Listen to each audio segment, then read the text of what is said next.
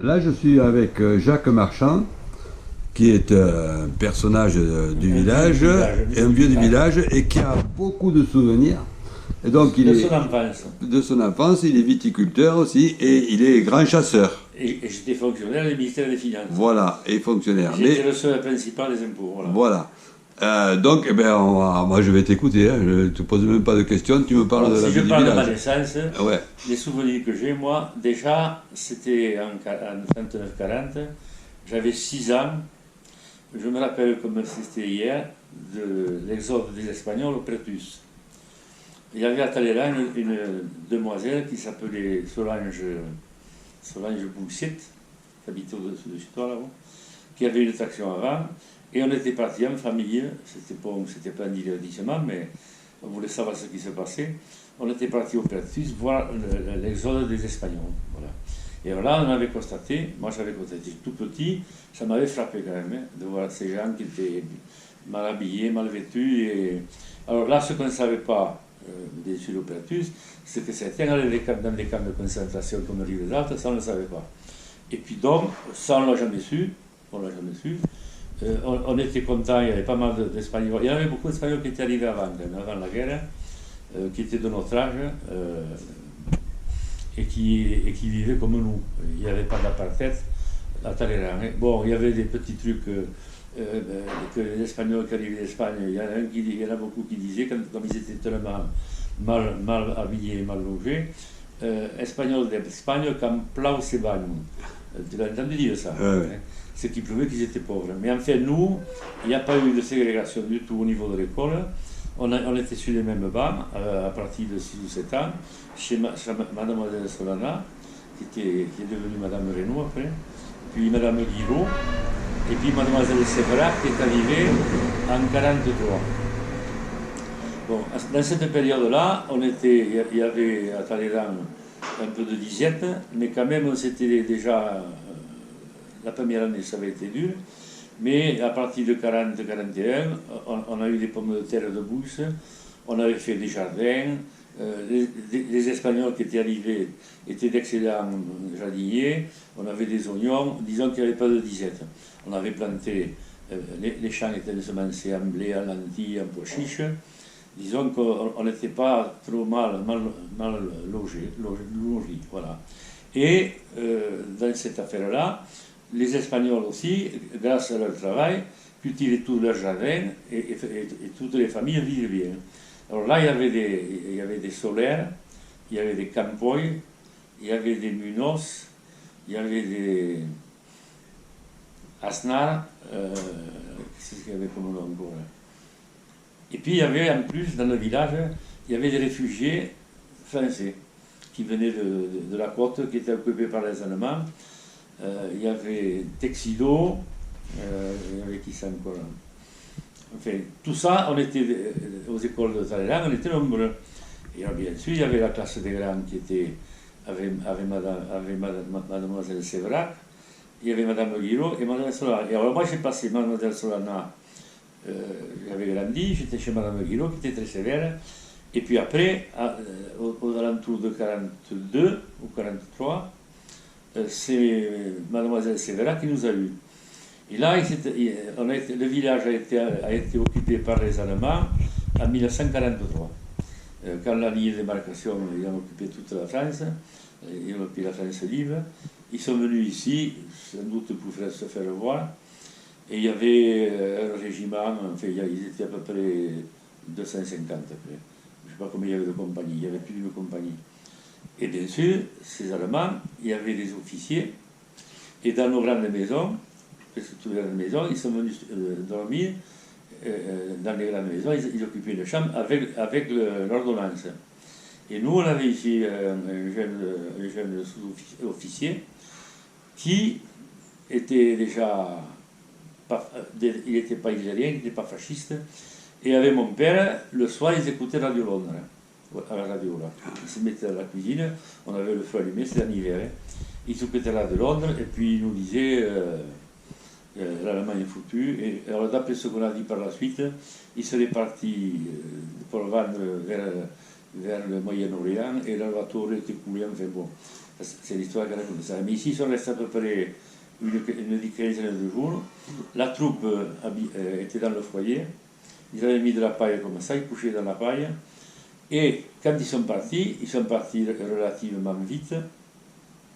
Ils ont laissé un peu de bordel là, et puis les gosses qu'on était, on est allé dans le foyer. Et on a ramassé des balles, on a ramassé des fusées. On était fiers comme à avant d'avoir des pièces des Allemands.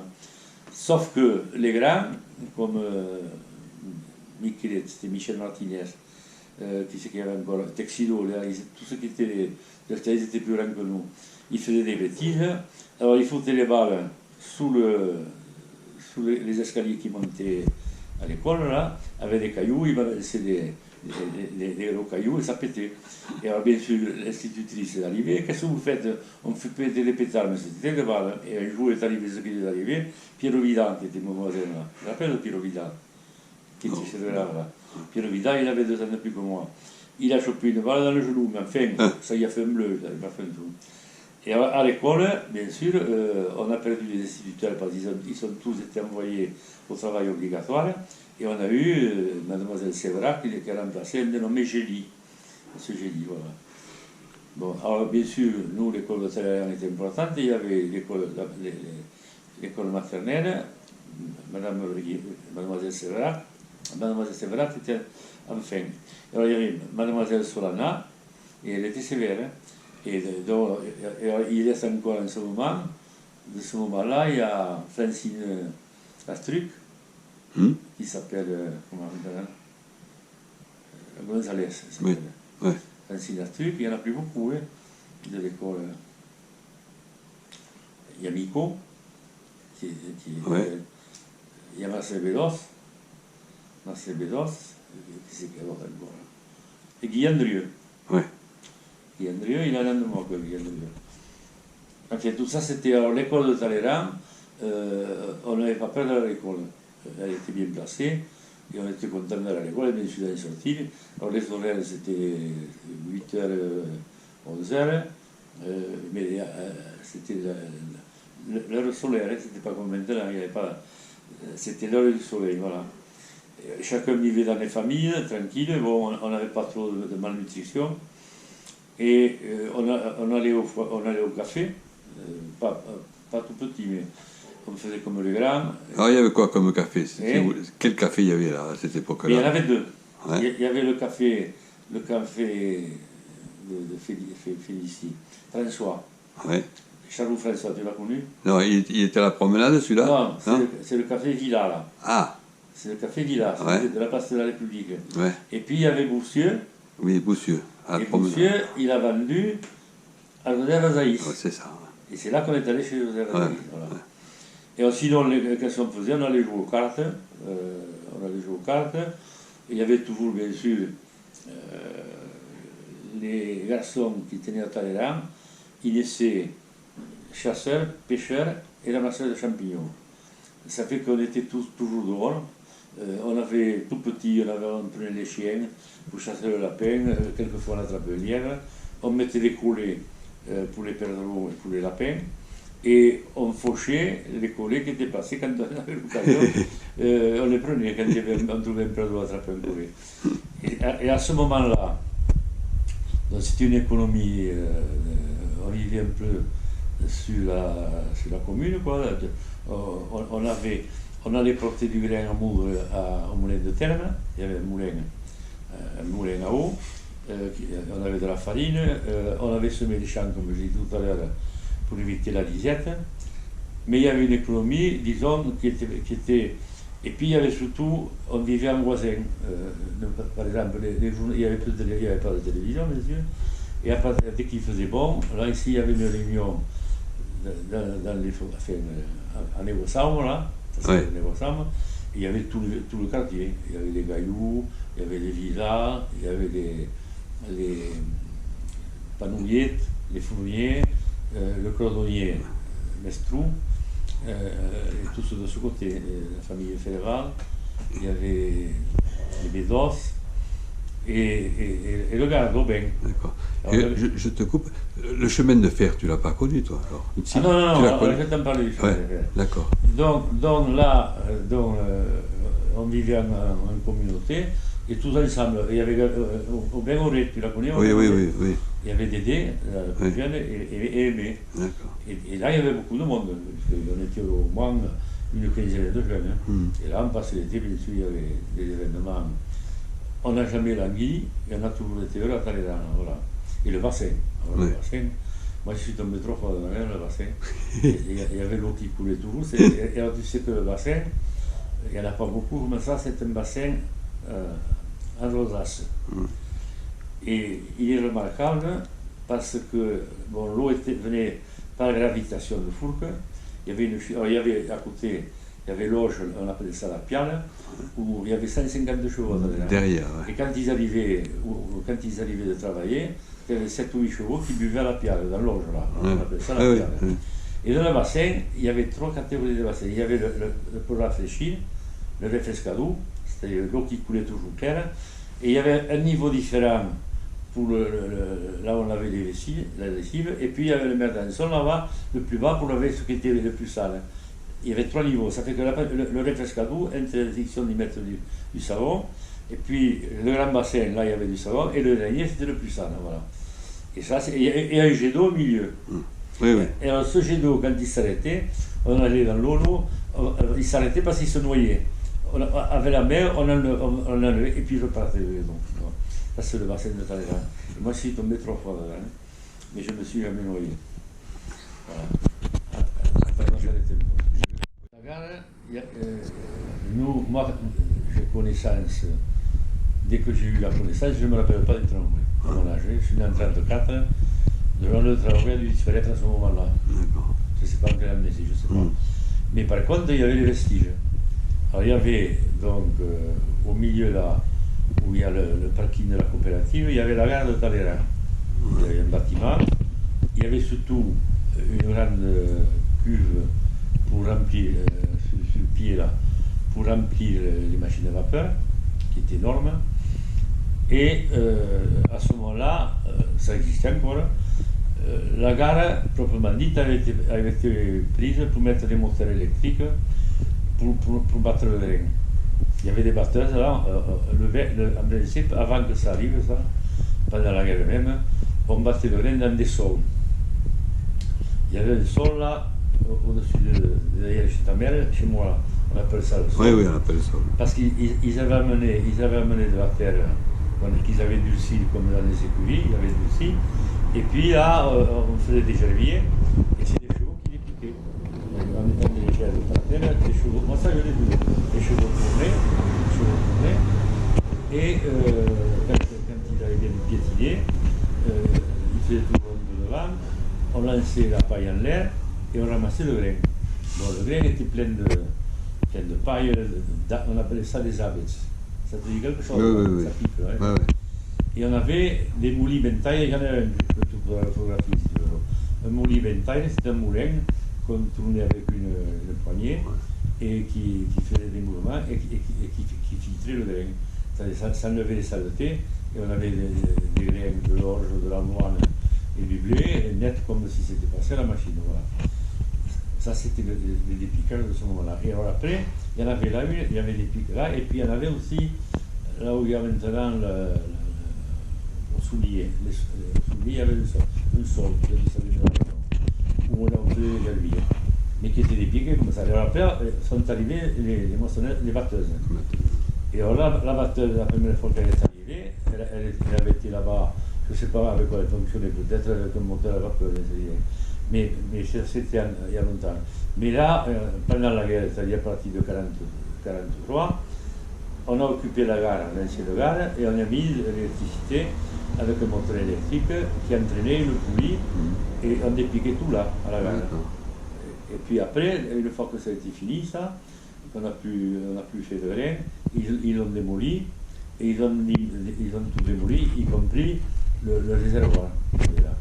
Et alors ce fameux réservoir, il est resté dans le coin là, il ne servait à rien, sauf que là j'avais 12 ans, ou 10 ou 11 ans, on s'en servait pour faire du bruit. Alors quand on faisait des tustettes, parce que là les jeunes faisaient des tustettes aux filles, pour à certaines époques de l'année, souvent c'était à Noël, au premier de l'an, on faisait des tustettes. Tu as entendu parler? Oui, oui, on en a fait nous-mêmes. Ça a été et alors, perpétué. Ce qu'on faisait, on remplissait, on foutait 4 ou 5 cailloux dans cette barrique, on la poussait, et on la montait jusque là-haut, jusqu'à chez Foulsat. Le Foulsat, c'est la voie vite Monique Fournier. Oui. Ça s'appelle le Foulsat. C'est à Michel, à Michel Fournier aussi. Il y a Marcelin, et le père s'appelait Maurice aussi. Marcelin et Maurice, deux frères. On montait au Foulsat et puis on le faisait descendre sur la route. Mais c'est que un jour ça nous a échappé et c'est tombé là en face, le croisement là où il y a le stop. Heureusement qu'on pouvait trouver quelqu'un. Hein. Alors, les vestiges de la cave, ce fameux réservoir, il servait à faire le bruit. Bon, ça a disparu aussi, pour que c'est passé. Et puis là, la gare a été démolie et c'est devenu un parking. La coopérative s'est agrandie. Alors la construction de la coopérative, c'était avant que, en 1934, par là, qu'elle s'est construite, en même temps que la cave. La cave, et puis après, il y a eu un agrandissement en 46 ou 47. Voilà. Et alors moi, je suis resté à l'école jusqu'à l'âge de 11 ans, et puis j'ai passé mon concours d'entrée en 6e au lycée, et je suis entré au lycée de Carcassonne en 1945. Voilà. Et alors, dans notre temps de jeunesse, on était toujours dehors. Alors, il y avait l'histoire des nids de pie, tu l'as connu de toute façon. Quand on savait nid de pie, on le disait à personne. Et puis il y a eu quand même une guerre permanente entre ceux qui venaient, les réfugiés, et ceux du village. Voilà. Il y avait Texido, il y avait Paillasol, comme ils étaient. Texido et Paillasol, ils habitaient là où il y a.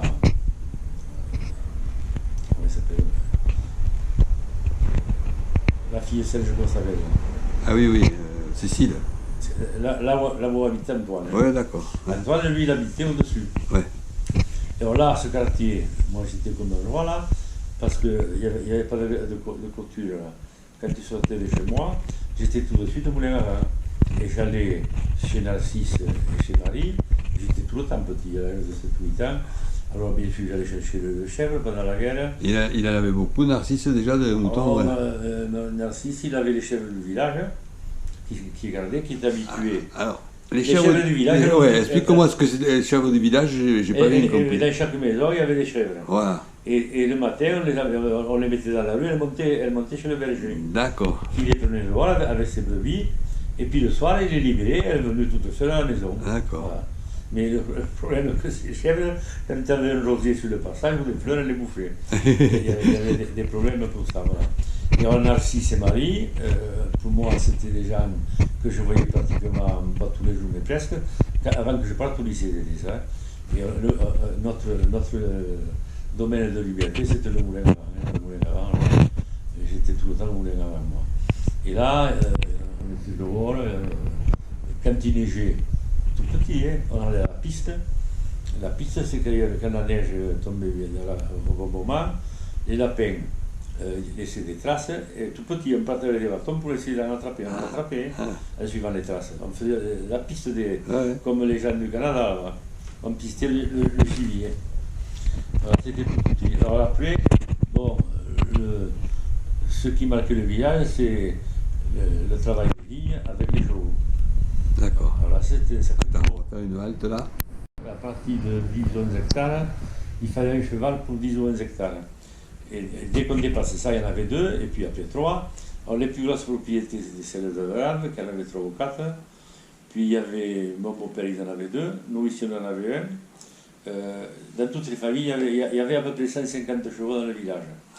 Alors il y avait une société d'entraide. C'est mon beau-père qui était président. D'ailleurs, j'avais la liste. Hein. Et ces 150 chevaux étaient visités tous les ans par le vétérinaire qui s'appelait Clady. Qui venait de Lézignan. Et le cheval, c'était un investissement. Hein. C'était des animaux, c'était des percherons, c'était des bretons, des picards. Il y avait combien de races. Et c'est des bêtes qui faisaient presque 1000 kilos. Hein. et qui était fantastique parce que bon, ils étaient châtrés, parce que sinon un cheval entier est très dangereux, tandis que là, ces chevaux étaient dociles. Et alors, on était copains comme tout avec les chevaux. Hein. Moi, je montais sur le cheval, on me prenait, j'étais fait comme un tout de monter sur le cheval, je tenais le collier, ils avaient tous des colliers. Et puis il y avait des charrettes et des tombereaux. Voilà. Et au vendage, on charriait la vendage dans des comportes de 80 kg, et le cheval, comme celui de mon père, ramenait pratiquement du gros boutonnier de la Régine là-bas, 12 comportes qui montaient à Cantéric et ici. Vous avez compte s'il fallait qu'il soit à la rue. Il faisait 5 ou 6 voyages par jour. C'est-à-dire qu'il portait 60 comportes par jour. Voilà. C'était l'avantage d'autrefois, mais tu avais les avantages du village. Et puis, ça, au fur et à mesure, les tracteurs sont arrivés. Le premier tracteur du village, je crois que c'est Raoultri qui a ouvert Doublard. Puis il y a le Souillard, Raymond Souillard qui en a acheté un aussi. Mais ils sont arrivés, le nombre a grandi à partir de 48. Et en 48, mon père a eu le premier Ferguson du village. Le premier Ferguson du village. Et puis là, à partir de cela, il y avait une dizaine de Ferguson. Et là, plus de problème, on avait des remorques pour charrier les comportes. Et puis, on avait aussi des charrues, les cultivateurs, il y avait pas mal d'outils. Pour te dire, ça divisait par 5 le travail du cheval. Mon père a passé une semaine à la Régine pour labourer avec une charrue. Il fallait faire une raie chaque fois. Il y avait 2 hectares, tu vois ce qu'il faut pour labourer. Un temps fou. Et on y passait la journée, on mangeait dehors. Et quand les tracteurs sont arrivés, ça divisait par 5 les heures de travail, quoi, avec les chevaux. Et petit à petit, on avait gardé les chevaux parce qu'on s'en servait pour sulfater des vignes avec des bas. Oui, on passait chaque rangée, chaque 2 rangées. Et puis ça, on n'avait pas trouvé inventé de matériel pour faire le traitement. On a gardé les chevaux jusqu'en 1955 par là. Parce qu'on s'en servait pour sulfater. Mais on les transportait dans les vignes sur le remorque pour aller plus vite plutôt que d'aller à pied. On avait des vignes au Radou là-bas, donc il y avait la remorque, on montait le cheval et puis après on a eu des petits outils pour sulfater là, comme des motoculteurs, et puis il y a eu des machines qu'on a mis sur les tracteurs. Là. Et là ça a changé complètement. Alors quant à la vendage, elles ont été manuelles jusqu'à peu près à 94. Et là, bien sûr, c'était l'arrivée des Espagnols, c'était les Espagnols qui venaient.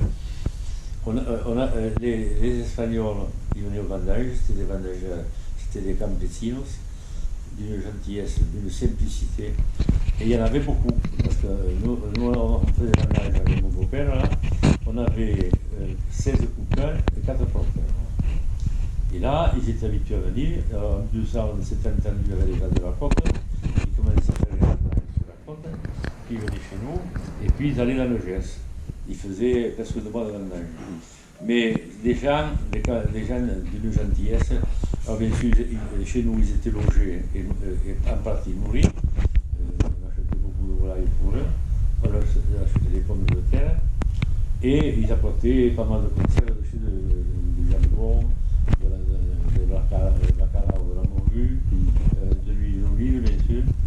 Mais il y avait un esprit de famille et ils étaient très attachés au patron, comme le patron était très attaché au vendageur.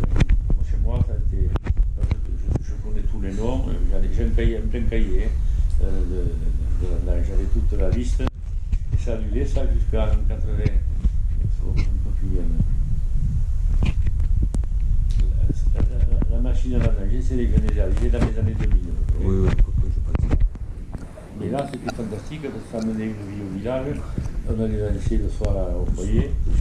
Et puis surtout, les contacts avec moi, j'en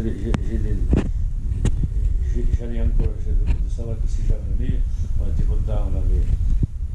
Ils faisaient partie de la famille, ils étaient intégrés. Quoi, voilà. Et ça, c'est quelque chose qui a disparu, que les machines, ça a pu. c'est pas la même ambiance. Voilà.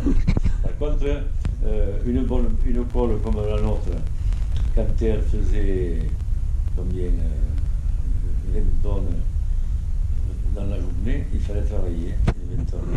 Une machine, elle fait 20 tonnes toute seule dans 3 heures. Voilà. Alors bien sûr, il n'y a pas beaucoup. L'avantage maintenant, c'est beaucoup de nuit le matin, on apercevoir les machines à vendanger. Bon, il y en a beaucoup qui les ont achetées, d'autres comme nous, bon, c'est un sacré travail qu'il faut entretenir, on préfère payer, et bien sûr ça revient moins cher que la vendage manuel. Hein.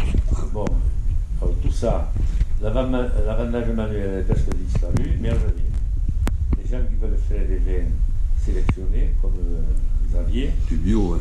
Xavier, Jean-Pierre Mazar, il a fait beaucoup la machine, il en fait la main aussi. Il y a qui c'est qui a encore ici. Sier, il en fait, Sier aussi, en il fait fait la du main. bio lui aussi. Ouais. Il y avait Trier qui en faisait la main aussi, il a fini lui. Il y a mon analyse. Ouais, ouais, François, la famille François, ouais. à Tozoul, Marie, ils en font aussi la main. Hein. Mais en fait, ça a changé comme la coopérative, pareil. ouais. La coopérative, c'était qui coopérative. Ouais. Donc ça, c'est faramineux. Hein. Oui. Moi, j'ai vendu mon jardin pour mettre des cuves là, hein, à la fin du jardin potager. Parce que les jardins potagers à Talleyrand ont permis pendant longtemps, 50 ans s'il le faut, à avoir quasiment tout le jardinage pour l'année, hein, comme le fait, c'était de tradition, ça même chez toi. Oui, oui, il y en en a partout. Ouais. Tout le monde avait ce qu'il faut pour vivre. Ouais. On était un peu en autonomie, quoi. Alors, Tous les gens de cette époque, ceux qui partaient au lycée, on était pensionnaires. Et ça, c'était pas rigolo parce qu'on sautait tous les 15 jours. On avait un car, on partait en car à Carcassonne. C'était vraiment la vie au lycée, c'était sévère, on avait pas mal de pions qui étaient sévères. Et on voulait qu'une chose, revenir chez soi pour passer à la maison. Moi, je suis parti, j'ai pleuré quelquefois. On pleurait, on languissait, quoi. Et bon, et puis, on était au lycée, on a continué jusqu'au bac. Et moi, quand j'ai eu le bac, j'avais pas envie de partir. Hein. Et mon père m'a dit, hein, rien à faire. Donc, j'ai eu le bac en 52, je suis parti faire mon droit à Montpellier, j'ai eu ma licence en droit. Et là, j'avais toujours pas envie de partir. J'étais sur l'école des impôts. Et à l'école des impôts, on a eu cet incident que je t'ai raconté tout à l'heure. Là. Il fallait dénoncer on n'avait plus de soucis pour éviter la guerre de l'Algérie. J'ai démissionné. Et mon père, bien sûr, était fou furieux parce qu'il était dans une situation. Alors, ce qui s'est passé, c'est que jusqu'en 1949, il y avait eu un déficit de production sur le vin. Ça s'est bien vendu. Bon, et il y avait, disons, une production qui était réduite. On n'avait pas les éléments, le soufre et le cuivre pour éviter le milieu. Donc, les récoltes étaient réduites par les maladies de la vigne. Et puis, à partir de 1950, ça s'est amélioré, on traitait mieux et les récoltes ont sérieusement augmenté. Et bien sûr, à ce moment-là, il y avait une surproduction et il y avait deux régimes dans la vente du vin. Il y avait le quantum et le hors quantum. Ce qui était quantum, tu le vendais à un prix à peu près convenable, mais ce qui était hors quantum, ben, ça allait sur la distillerie, c'était sous-payé et on ne pouvait plus vivre. On pouvait plus vivre. Voilà qu'arrive, ça s'est passé jusqu'en 1955. En 1956, il y a eu un gel terrible sur le Midi. Et à Talleyrand, on a eu un moins 20, mais c'était en février, aux vacances de février. Tu étais né en 1956, oui. oui. Quel âge tu avais? Moi j'avais 5 ans, mais j'étais pas ici, j'étais reparti à Tourdissan et autres. Alors ici, comme partout, il a fait très froid. Bon, moi je le sais parce que je finissais ma licence en droit. Je venais en train de Montpellier et quand on passait à 7, il y avait des congèles les vagues faisaient des congèles sur les digues, sur les digues qui étaient en bordure, les rochers, on les digues tout plein de neige. tout était gelé. Et à Talleyrand, le jour où je suis arrivé à Narbonne, il faisait -20, tout était gelé. Et on a eu la chance, Talleyrand, les villes étaient en retard, elles n'ont pas été gelées, alors que tout le Narbonnais, ils ont eu les 3/4 du vignoble qui a été détruit. Et alors, ce qui a fait que pendant 2 ou 3 ans ou 4 ans, les cours du vin sont remontés, et pour dire, en 1956, mon père avait une cuve de 5 tours dans la cave, et avec ce prix, il achetait une Cinca ronde. Une Cinca ronde qui était, je ne me rappelle plus la marque, elle était un peu poussée même cette fois. Donc ça avait donné un regain à la viticulture, et ça a duré encore jusqu'en 60, 65 ans. Mais après, la crise est revenue. Et donc, alors quand j'ai terminé mes études, moi, j'avais l'intention de revenir à Talleyrand, et puis mon père s'est opposé complètement. Donc j'ai fait une carrière administrative qui m'a amené à Paris, à l'École nationale des impôts. De Paris, je suis allé en Vendée, au Sable d'Olonne, où j'ai passé 5 ans, où j'étais très bien. Je n'étais pas du tout mon séjour en Vendée. Et puis de Vendée, j'étais nommé dans le Gard, à Nîmes, où j'ai passé 5 ans aussi. Et je suis revenu à Narbonne en 1973. Voilà. Et depuis 1973, j'étais inspecteur central des impôts à Narbonne pendant jusqu'à la retraite pratiquement. J'ai eu de l'avancement jusqu'en 1994. Ouais, moi quand je parlais de crise viticole, je parlais des événements qu'il y a eu à Montredon, tout ça, ouais. Alors je suis bien passé pour t'en parler. Ouais, donc, quand les événements ont eu lieu, c'était en 1976, je crois, à Montredon. On avait le centre des impôts qui était juste à côté du commissariat de police de Narbonne. Donc, la tension est montée. Il y a quelques imbéciles qui ont pris des fusils, dont des gens de Talleyrand, de Jonquière, de partout. Et puis il y en a quelques-uns qui se sont servis, malheureusement. Alors là, j'étais moi en plein dans l'ancien, puisque quand j'étais à l'hôtel des impôts, je voyais arriver les cars de CRS, et puis, comme je suis quand même chasseur, je voyais des trous comme ça. Alors, je comprenais que ce n'était pas avec les frondes qu'il avait fait des trous. Et alors, le malheur a voulu qu'au pont de Montredon, qu'on est là, d'un côté, les gens étaient de l'autre côté du pont, et il y avait heureusement que des CRS avant le pont. Alors les CRS, ils n'ont pas le même armement que les gardes mobiles.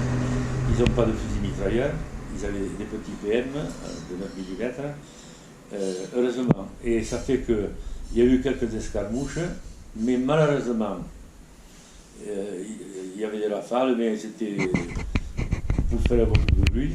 Malheureusement, il y a un chasseur, un cassoir qui ne le disait pas, parce qu'il y en a qui le savent, qui tirait bien, et qui a tiré sur le capitaine de Céleste et qui l'a tué, dans la tête. Il était au-dessus de Montredon, dans la garrigue, une balle qui a tué. Il y a eu quelques carabines aussi, même de non-rifles, qui ont été blessés. Mais à ce moment-là, ça a apporté de l'animation à la bataille. Et il y a des coups qui sont partis, et c'est des coups perdus là, de PM, et il y a eu un tué qui était du Val de Dagne, quel village aussi, passé à côté de Céliès.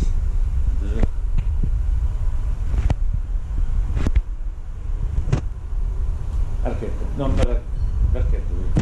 L'Arquette en bas, qui a été tué. Et alors là, disons que quand les événements quand ils sont arrivés en ville, les vignerons, il y a eu, ça s'est fini quoi, ça a été un accident, c'était pas quelque chose au monde qu'un accident. D'accord. Et moi j'ai vu les cas de Céleste, alors c'est là que je dis que heureusement c'est les Célestes qui sont intervenus, parce que si ça avait été les gardes mobiles, ils avaient des fusils mitrailleurs. Et alors ils sont armés avec des fusils mitrailleurs. Les fusils mitrailleurs, il y aurait des centaines de morts. Alors, ouais, tu as vécu à Talleyrand, et est-ce que tu t'es impliqué dans la mairie? Je suis arrivé à Talleyrand en 1973, je suis rentré au conseil municipal en 1971, je venais de Nîmes au conseil municipal, et puis je suis resté 4 mandats. J'arrive, 4 mandats, 24 ans. D'accord. Et alors, il y a les jeunes qui passent, quand ils ont passé 6 ans, moi je dis, n'oubliez pas que les anciens, alors on a fait bien sûr les douches, la première station d'épuration, Ouais. chez Gabi. Et puis Ouais. Gabi, ça a été un grand-mère. C'est Gabi Fournier. Après, après Gabi, il y a eu Marcel, Ouais. il y avait Gelby. Marcel, il a été maire, hein, Jalvi? Et il a été maire et conseiller général. Ah ouais. Et quand il est mort, c'est Marcel qui l'a remplacé comme maire et comme conseiller général. Voilà. Jalvi, c'était un personnage quand même. Ah oui, oui, C'est oui, dommage on a- qu'il on a soit. passé le bac ensemble. Il est mort beaucoup trop tôt. Moi j'étais au lycée, lui était à l'école normale, et on a passé le bac le même jour, on a eu le bac le même jour. Il avait 2 ans de plus que moi. Il était originaire d'où? De Mollor. De Mollor. Non, si tu veux, on en parlera un peu plus après Voilà. de cette histoire de la mairie, parce que là, j'ai beaucoup de choses.